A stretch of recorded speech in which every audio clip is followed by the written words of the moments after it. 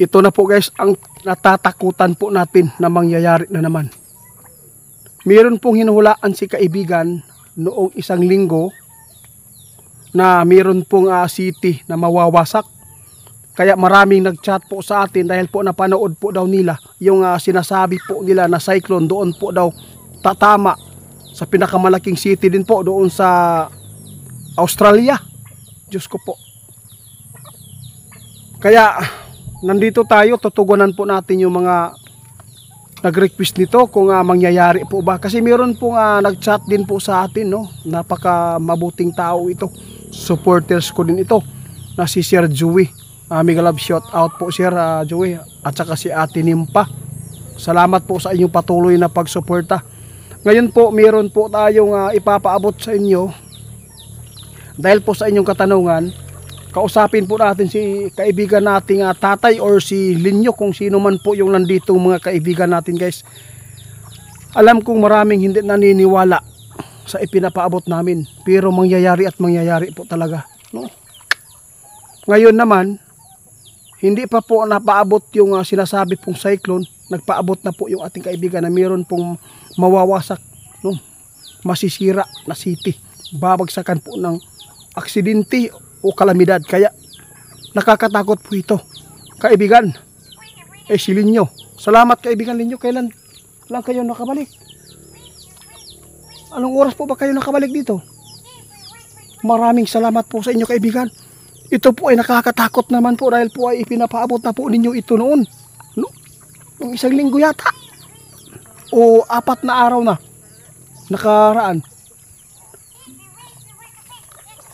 Oo.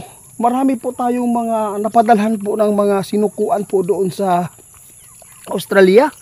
Meron lang po nagtanong kung mangyayari po ba yung sinasabi po nilang cyclone, no?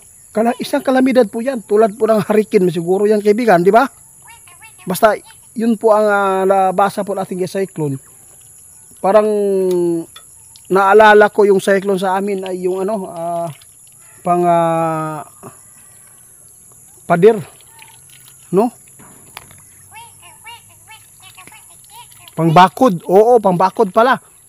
O kaya guys, nais po natin na malaman sa inyo kaibigan kung ano po ba talaga ang dapat po na makita ninyo na totoo po ba na may tatama po na sinasabi po nilang cyclone doon sa Australia.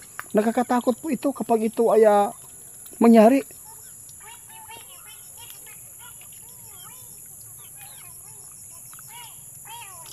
Klarong-klaro kayo guys ang gipaabot ni kaibigan. Ang ingon niya, ang sabi po ng ating kaibigan, sa lahat po ng makapanood sa ating video, sabi po ng ating kaibigan, mag-ingat lang po kayo ha. Kaibigan.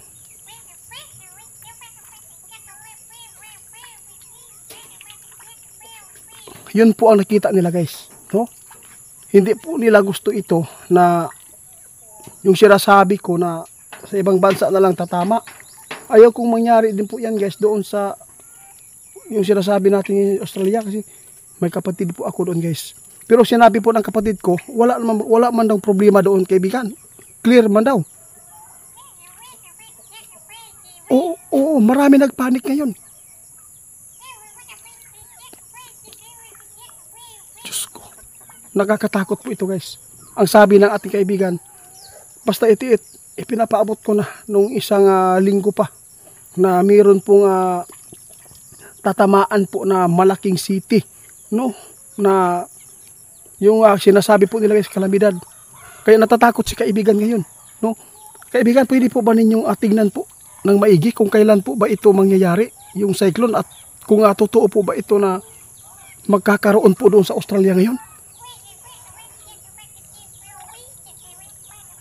Sa lahat po ng mga, kahit po hindi po natin kaano-ano po doon sa Australia, ipagdasal po natin, marami po tayong mga nagtatrabaho po doon na mga kapwa natin Pilipino, mga OFW po doon, no? Dapat po talaga na tulungan natin magdasal na hindi po sana ito mangyari doon.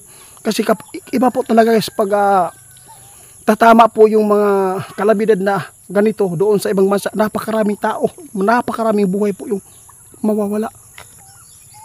Grabe kaibigan, hindi ko talaga inaasahan ito kaibigan na nakuha po natin yung mga katanungan po ng iba na request dahil po sa ipinapaabot po inyo. Tumumpak naman po kayo, nagkatotoo na naman. Ito po yung sinasabi ng ating kaibigan, no, hanggat hindi pa dumating po yan, hindi pa tumama yung sinasabi. Kung mayroon man po mga balita po doon sa inyo, dapat po mag-ingat kayo, no. Hindi pa po totally po ito ay magaganap na, no. Hindi pa titingnan pa ng ating kaibigan. Bukas hintayin po natin kasi po tumulong na po yung ating mga kaibigan ngayon. Natingnan at para maipaabot sa inyo at makapaghanda na po kayo. Hanggat hindi pa po nangyari, maghanda na lang po kayo talaga. Kasi po sinasabi ng ating kaibigan, nakikita po talaga nila doon sa kanilang kaharian na nakita po nila talaga yung Mirong City na tatamaan po ng malaking kalamidad o wawasakin po yung malaking city. Kaya natatakot po tayo, guys. Kaibigan.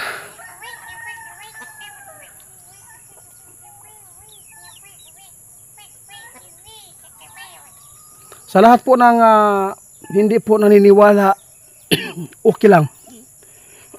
Mag-skip lang po kayo doon, ha. O, hindi po ito pinipilit at hindi po ito pananakot po ang ginagawa ng aming pagpapaabot. Ito lang po ay babala para po matulungan natin na sana maghanda kayo at matulungan na ipagdasal na hindi po ito magkatotoo. Grabe kaibigan, hindi ko talaga, oo. Yung mga sinasabi po nila, guys, ayaw po nila na mangyari, no? Kahit pasabihan po ninyo siya na fake at saka hindi totoo yung pinapaabot, pero di ba? Alam ko nga kung balikan lang po yung mga videos namin doon, malalaman po ninyo ang mga ipinapaabot ng ating kaibigan na nagkatotoo. O, di ba, kaibigan?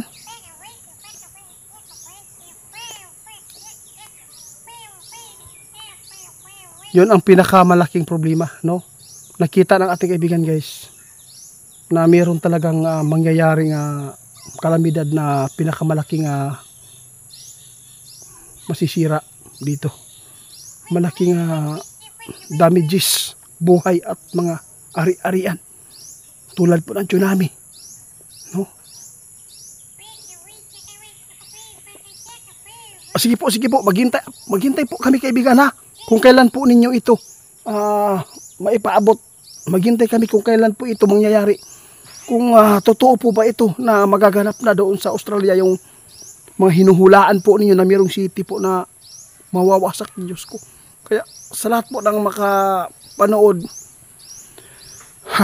i-shout out ko na lang yung iba natin na mga nag-order mo sa atin, no? Parang si Ma'am Barber, nandyan po siguro sa Australia. Marami pa tayong meron.